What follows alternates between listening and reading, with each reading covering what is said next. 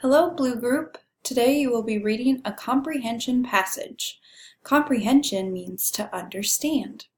You will be reading and learning about a topic in your passage. After reading, you will be answering questions about what you learned in the passage.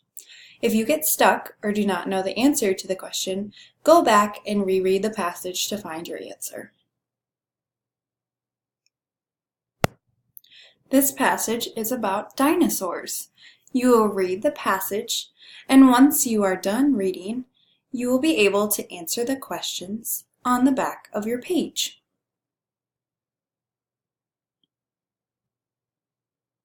Remember that if you do not know the answer, please go back to the passage and reread to find your answer. Once you are done answering the questions, you will need to help fill in the missing words. And here is that page. You may look back at the story to find your spelling. Please pause the video